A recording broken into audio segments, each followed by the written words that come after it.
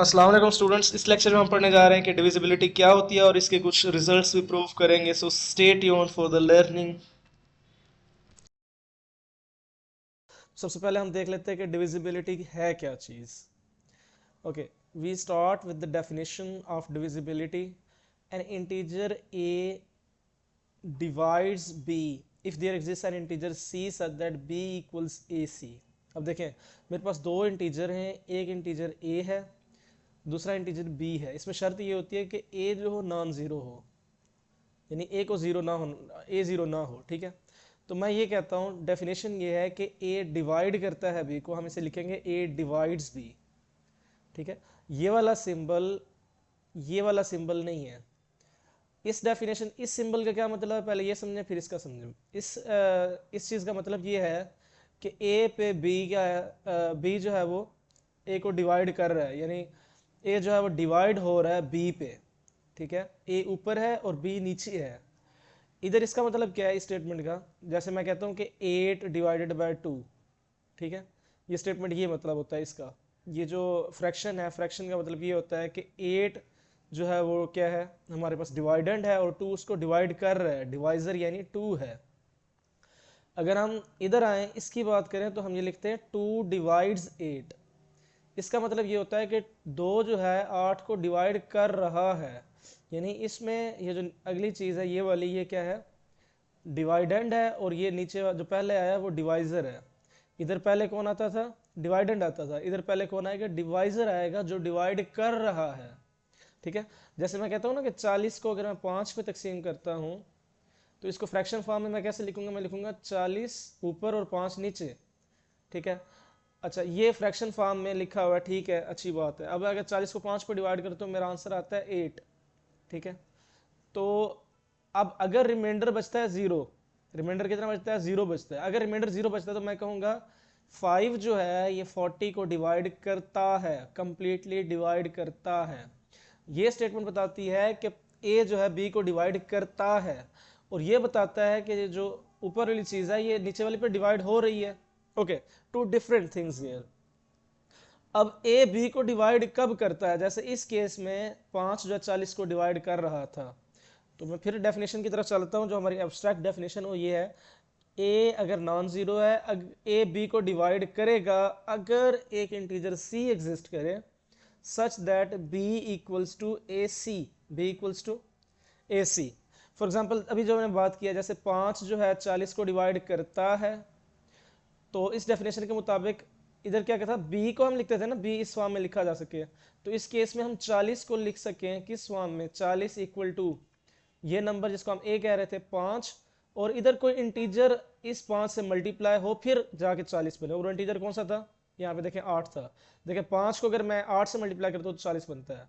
तो हम कहेंगे 5 जो है इस 40 को डिवाइड करता है अगर इस 40 के लिए, यानी ये वाली जो चीज़ है 40, इसके लिए एक इंटीजर एग्जिस्ट कर जाए, कोई और इंटीजर, सच दैट मैं इस 40 को लिख सकूं पहला इंटीजर मल्टीप्लाई बाय दूसरे इंटीजर की फॉर्म में।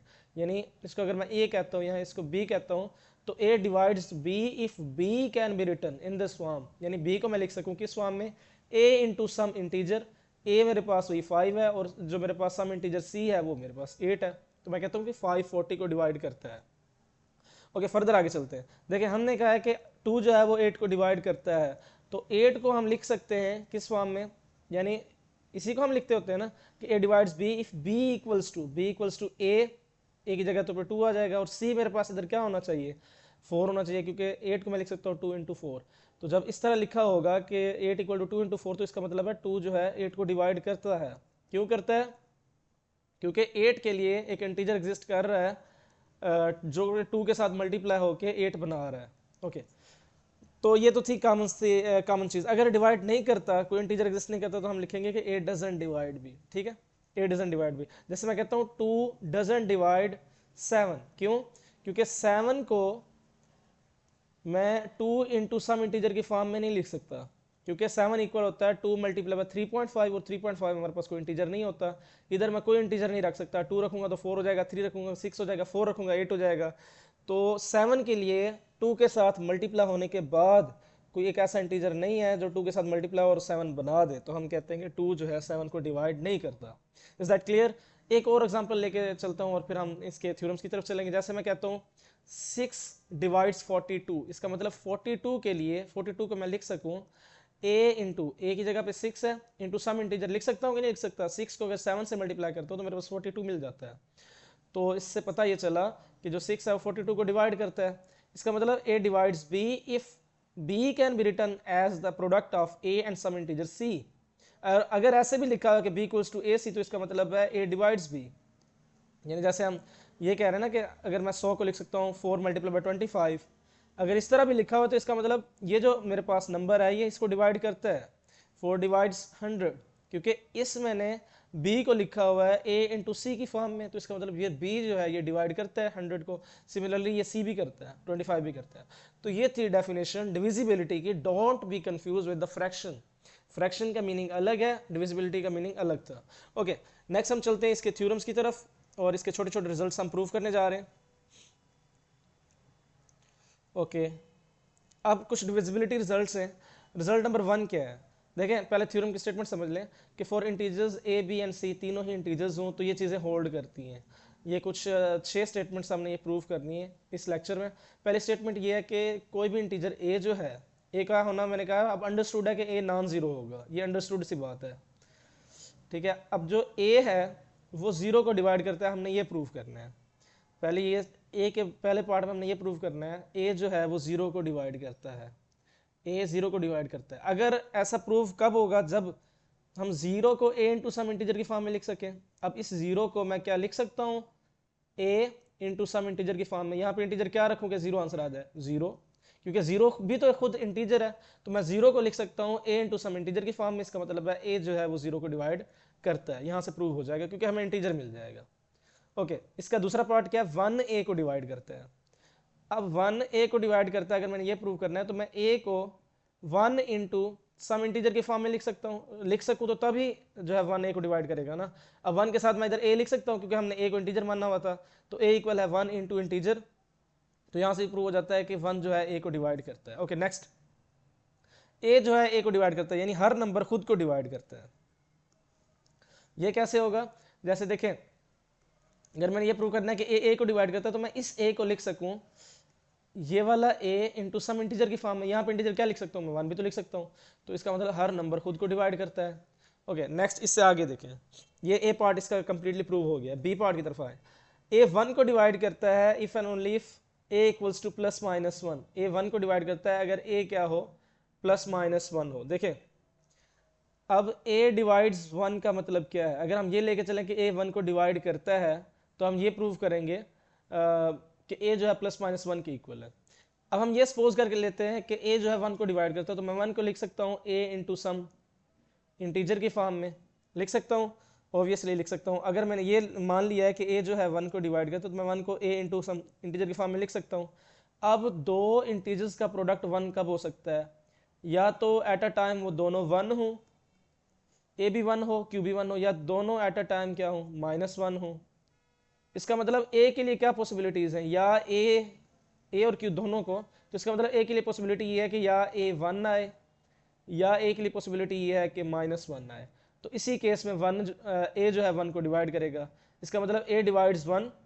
If A divides 1 then a equals to 1, a equals to -1। तो ये स्टेटमेंट प्रूव होगी कि if a divides 1 then a equals to plus -1। अब इसका कन्वर्स कैसे हम प्रूव करेंगे? हम ये लेके चलेंगे कि जी a जो है वो प्लस -1 के इक्वल है, और हम फिर ये प्रूव करेंगे कि a जो है 1 को डिवाइड करता है।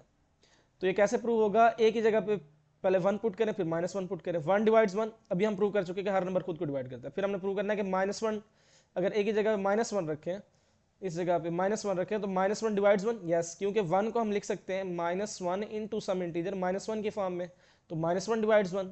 तो इसकी दोनों स्टेटमेंट्स प्रूव हो जाएंगी।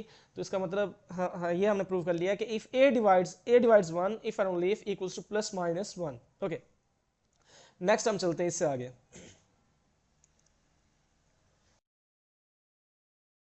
ओके, हमने a प्रूव कर लिया है, अब हम आगे जा रहे हैं और अब हम प्रूव करने जा रहे हैं ए भी हमने प्रूव कर लिया था, बी भी हमने प्रूव कर लिया था, अब सी प्रूव करने जा रहे हैं। If A divides b, c divides d, then a c divides b d. अब ये कैसे है? देखिए, ए डिवाइड करे बी को इफ इफ में ये दो चीजें, if A divides b, c divides d, then a c divides, अब देन में ये है, देन में जो हमने प्रूव करना है वो ये है कि ए c divides b D.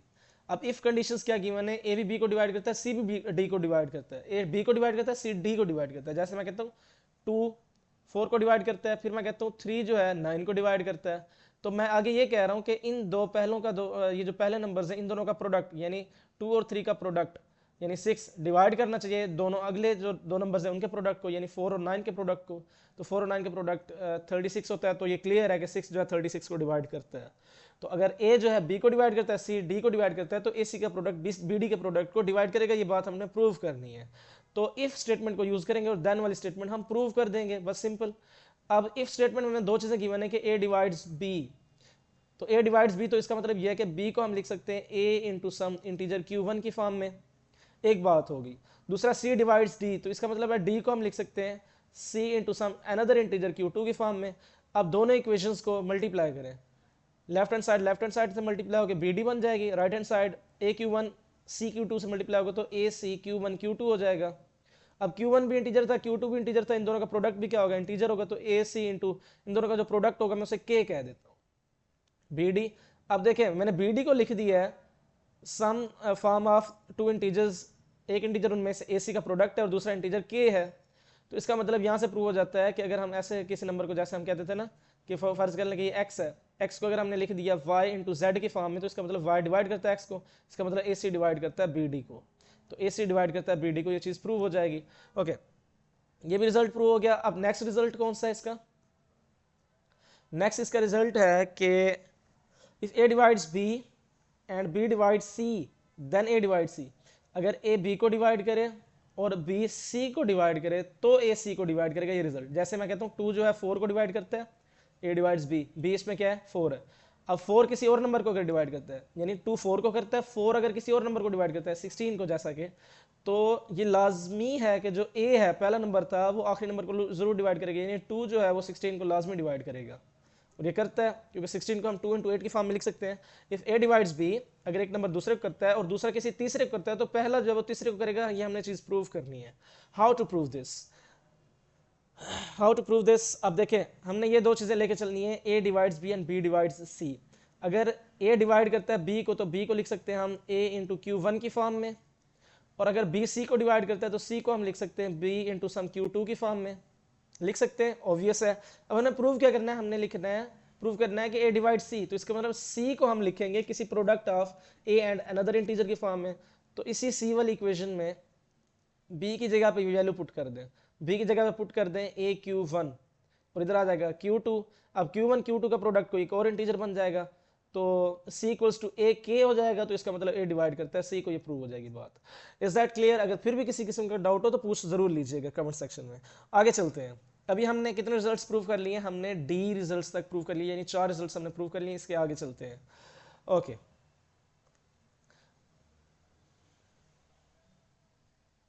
Let's come to another end. अब हमने प्रूव क्या करना है, अब हमने प्रूव करना है E. If A divides B, B divides A, then they are equal और नेगेटिव ऑफ ईच अदर। हमने ये प्रूव करना है। जैसे कि 2 जो है -2 को डिवाइड करते हैं। ओके, क्यों? क्योंकि -2 को मैं लिख सकता हूँ 2 इंटू सम इंटीजर की फॉर्म में, लिख सकता हूँ ना, तो डेफिनेटली 2 -2 को डिवाइड करता है, यानी a divides b and b divides a, यानी -2 भी तो 2 को डिवाइड करता है। तो इससे क्या पता चलता है कि ये दोनों एक दूसरे के क्या है, या तो इक्वल है या नेगेटिव है, और इस केस में क्या है, एक दूसरे के नेगेटिव है। तो ये हमने चीज़ प्रूव करनी है कि अगर एक नंबर दूसरे को करता है दूसरा पहले को करता है, तो ये तभी पॉसिबल है जब वो दोनों एक दूसरे के नेगेटिव हूँ या इक्वल हूँ। अब इस चीज़ को कैसे प्रूव करेंगे? हमारे पास 2 स्टेटमेंट्स हैं कि ए बी को डिवाइड करता है और बी ए को डिवाइड करता है, तो दोनों को यूज़ कर लेते हैं। अगर ए बी को डिवाइड करता है तो बी को लिख सकते हैं ए Q1 की फॉर्म में, अगर बी ए को डिवाइड करता है तो ए को हम लिख सकते हैं बी Q2 की फॉर्म में। ओके, हमने लिख लिया। अब इसी कंडीशन में अगर मैं आगे चलूँ, ए इक्वल टू बी की जगह पे मैं ए Q1 पुट करूँ तो ये हो जाएगा ए Q1 Q2। इसको इधर ले आए तो ये हो जाएगा A minus A Q1 Q2 equal to 0। अब ए कॉमन ले ले तो अंदर आ जाएगा 1 minus Q1 Q2 equal to 0। अब दो नंबर्स दो अगर इंटीजर्स हों तो उनका प्रोडक्ट 0 कब आता है? जब उनमें से कोई एक 0 हो। इसका मतलब इनमें से किसी एक को 0 होना पड़ेगा। अब a तो हमने माना हुआ कि 0 नहीं है, ए जो डिवाइड करने वाला वो तो जीरो नहीं हो सकता, इसका मतलब ये जीरो हो जाएगा, 1 minus q one q two equal to zero. अब ये जीरो कब हो सकता है, अगर मैं ये इस जीरो की बात करूं तो यहाँ से पता चलेगा कि क्यू वन क्यू टू क्या हो जाएगा, क्यू वन क्यू टू को मैं उधर ले जाऊं तो वन इधर आ जाएगा, क्यू वन क्यू टू का प्रोडक्ट वन आ जाएगा। दो इंटीजर्स का प्रोडक्ट कब वन आ सकता है, जब वो दोनों क्या हूं, दोनों वन हूं, या दोनों क्या हूं, दोनों माइनस वन हूं, दोनों माइनस वन हूं। अगर हम दोनों को वन माने, इसका मतलब हम Q1 को भी वन मान रहे हैं, Q2 को भी वन मान रहे हैं। अगर Q2 को वन मानते हैं तो A इक्वल टू, Q2 को अगर वन माने तो A इक्वल टू बी आ जाएगा। Q2 को दूसरे केस में अगर माइनस वन माने तो A equal to minus B आ जाएगा। तो if A divides B and B divides A, तो ये प्रूव हो गया कि A जो है प्लस माइनस B के इक्वल होगा। ये हमने स्टेटमेंट को यूज करते हुए, दोनों स्टेटमेंट्स को, दोनों इक्वेशंस को यूज करते हुए प्रूव कर लिया है। ओके, इससे आगे क्या हमारे पास, अब यहाँ पे हमारे पास जो लास्ट स्टेटमेंट है वो ये कहती है कि इफ ए डिवाइड्स, देखिए लास्ट स्टेटमेंट में क्या है वो पढ़ लें। If A divides B and a divides c then a divides b x plus c y. अगर ए बी को डिवाइड करता है, अगर ए सी को डिवाइड करता है तो उन दोनों के लीनियर कम्बिनेशन को भी डिवाइड करेगा। अब ये लीनियर कम्बिनेशन क्या होता है, देखिए अगर मेरे पास दो इंटीजर्स हैं, लेट्स सी, इस थ्योरम को प्रूव करने से पहले आपको मैं बता देता हूँ कि लीनियर कम्बिनेशन क्या होता है। देखिए मेरे पास अगर दो इंटीजर्स हैं, जैसा कि मैं कहता हूँ टू जो है, सॉरी मैं कोई और इंटीजर ले लेता हूँ, मैं कहता हूँ थ्री। थ्री हमें पता है 12 को डिवाइड करता है, ओके। थ्री जो हमें पता है कि थ्री सिक्स को भी डिवाइड, सिक्स ना ले लें, नाइन ले लें, थ्री नाइन को भी डिवाइड करता है। तो बल्कि ये स्टेटमेंट पे हम जा रहे हैं, हम स्टेटमेंट से पहले ना पहले लीनियर कम्बिनेशन पढ़ लेते हैं। दो मैंने नंबर लिया, एक मैंने टू लिया, एक मैंने फाइव लिया, इसके लीनियर कम्बिनेशन क्या हो सकते हैं। लीनियर कम्बिनेशन की डेफिनेशन ये होता है कि अगर दो इंटीजर्स हैं आपके पास ए और बी, ये ए है ये बी है, तो इसका लीनियर कम्बिनेशन होगा ए एक्स प्लस बी वाई। ठीक है, इसका लीनियर कम्बिनेशन क्या होगा, ए को मल्टीप्लाई करेंगे एक्स के साथ, बी को मल्टीप्लाई करेंगे वाई के साथ, और ये एक्स वाई क्या होंगे, आर्बिट्रेरी इंटीजर होंगे, कोई भी आप इंटीजर रख दें। देखिए मैं एक जगह पे टू रख के एक्स की जगह पे कोई इंटीजर अपनी मर्जी का चुन लें, मैंने माइनस वन चुन लिया, बी को मैंने क्या रखना है फाइव, और वाई की जगह मैं कोई अपनी मर्जी का टू रख देता हूँ, तो आंसर क्या आ जाएगा, आंसर आ जाएगा minus two plus ten, answer क्या आ जाएगा 8। तो हम कहेंगे 8 जो है उसको हम लिख सकते हैं in the form of linear combination of 2 and 5, क्योंकि इसके लिए हमें इंटीजर मिल रहे हैं जिसको अलग-अलग उन नंबरों से मल्टीप्लाई करने के बाद अगर हम सम लें तो 8 आंसर आता है। तो 8 जो है वो लीनियर कम्बिनेशन है 2 और 5 का। अब देखिए 2 और 5 का मैं कोई और लीनियर कम्बिनेशन बनाता हूँ। देखिए मैं 2 और x की जगह मैं 0 भी रख सकता हूँ, 5 और y की जगह मैं कोई इंटीजर रख सकता हूँ, -3 भी रख सकता हूँ, तो आंसर आ जाएगा -15। तो -15 भी लीनियर कम्बिनेशन है 2 और 5 का। तो इसी तरह आप कोई अपनी मर्जी के कई लीनियर कम्बिनेशंस बना सकते हैं। तो स्टेटमेंट क्या है, जो थ्योरम की स्टेटमेंट है वो ये कहती है कि if a divides b, a divides c, then a will divide bx plus cy। अगर एक ही नंबर दो डिफरेंट नंबरों को डिवाइड करता है तो उनके लीनियर कम्बिनेशन को भी डिवाइड करेगा। जैसा कि 3 है, 3 12 को डिवाइड करता है, यस ऑब्वियस है। 3 9 को भी डिवाइड करता है, दो डिफरेंट नंबरों को एक नंबर डिवाइड कर रहा है तो इन दोनों के लीनियर कम्बिनेशन को भी डिवाइड करेगा। इसका मतलब 3 डिवाइड करेगा 12x प्लस 9y को, करेगा। अब ये चेक करके देख ले, फिर हम प्रूव करने जाएंगे। देखें x की जगह पे कोई भी आप नंबर रख सकते हैं इंटीजर अपनी मर्जी का, तो 3 डिवाइड करना चाहिए 12 इंटू कोई भी नंबर रख सकते हैं, अब -1 रख दें, प्लस 9 इंटू y की जगह कोई भी नंबर रख सकते हैं 2 रख दें, कोई भी नंबर रख ले, चेक कर लें, आपको ये रिजल्ट ये प्रूव हो जाएगा। 3 डिवाइड्स, अब यहाँ पे क्या आ जाएगा -12 और प्लस 18, आंसर क्या आ जाएगा 6। तो 3 डिवाइड 6 डेफिनेट है। तो हमने इसी चीज को प्रूव करना है कि अगर एक नंबर दो डिफरेंट नंबर्स को डिवाइड करता है तो उन दोनों के लीनियर कम्बिनेशन को वो डिवाइड करेगा। Okay, let's prove this statement. ये एग्जांपल थी, अब हम स्टेटमेंट का इधर से ही प्रूफ देख लेते हैं। देखिए अगर ये इफ स्टेटमेंट है, if a divides b and a divides c then a, ये देन स्टेटमेंट है, तो हम इफ स्टेटमेंट को यूज करेंगे। इफ a डिवाइड्स b हम b को लिख सकते हैं aq1 की फॉर्म में, और अगर a डिवाइड्स c तो हम c को लिख सकते हैं aq2 की फॉर्म में, ओके लिख सकते हैं। तो अगर हम ऐसा कर सकते हैं, तो अगर मैं इस इक्वेशन को x से मल्टीप्लाई कर दूं, सारे इक्वेशन को, तो कोई मसला तो नहीं है इसमें। देखिए मैं इस इक्वेशन को किससे मल्टीप्लाई कर रहा हूँ, x से मल्टीप्लाई कर रहा हूँ, तो ये बन जाएगी equation bx equal to ax q1, और जो x है मैंने इंटीजर लिया हुआ था। अब दोनों इंटीजर का प्रोडक्ट कोई और इंटीजर बना देगा, जिससे मैं कह देता हूँ l, ठीक है, और यहाँ पे आ जाएगा bx। इसका मतलब bx इक्वल हो गया है al के, ये याद रखिएगा। अब इस c को मैं अपनी तरफ से y के साथ मल्टीप्लाई कर देता हूँ। मल्टीप्लाई इसलिए करा रहा हूँ क्योंकि मैंने प्रूव करना है कि जो a है वो bx प्लस cy को डिवाइड करता है। तो अगर y से मल्टीप्लाई करूँ तो यहाँ से आ जाएगा cy इक्वल टू, यहाँ पे क्या आ जाएगा ay q2। अब दोनों इंटीजर थे, उनका प्रोडक्ट को एक और इंटीजर बना देगा जिससे मैं m कह देता हूँ। तो cy इक्वल हो गया am के। अब दोनों इक्वेशन है मेरे पास, एक ये है कि ये इनको ऐड करूँ, लेफ्ट हैंड साइड में bx plus cy plus right hand side में al प्लस am। और जैसे मैं अब कॉमन ले सकता हूँ a, अंदर क्या रह जाएगा l प्लस m, और इस साइड पे क्या है मेरे पास bx प्लस cy। अब देखिए bx प्लस cy को मैंने लिख दिया as a product of two integers, एक इंटीजर उनमें से a है और दूसरा इंटीजर l प्लस m है, क्योंकि l भी इंटीजर था m भी इंटीजर था, तो उनका जो सम होगा वो भी एक इंटीजर होगा। तो इसका मतलब यहाँ से ये प्रूव हो जाएगा a जो है डिवाइड करता है bx प्लस cy को। तो यहाँ से हमने 6 के 6 रिजल्ट्स डिविजिबिलिटी के प्रूव कर लिए। होप्स हो कि आपको समझ आ गई होगी। फिर भी किसी किस्म का कोई डाउट हो तो ज़रूर पूछ लीजिएगा। अल्लाह हाफिज़।